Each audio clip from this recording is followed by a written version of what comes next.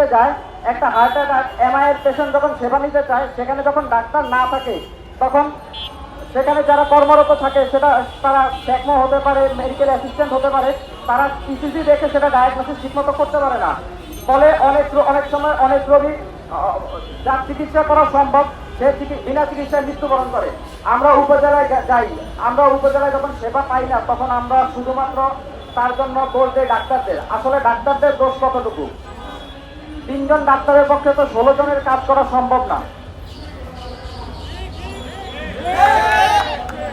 আমরা 44তম বিসিএস এর যখন রেজাল্ট হয়েছে সেখানেও আমরা দেখতে পাচ্ছি বর্তমান সরকারি কর্ম কমিশনের সবচেয়ে বড় সমস্যা হচ্ছে রিপিট ক্যাডার। আমরা 48তম বিসিএস এ এই রিপিট ক্যাডার সমস্যার সমাধান চাই।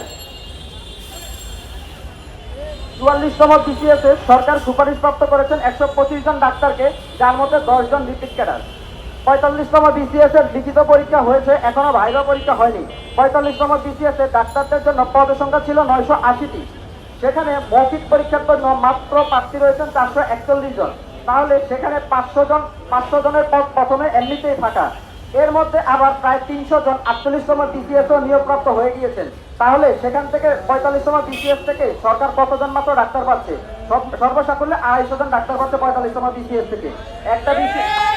একটা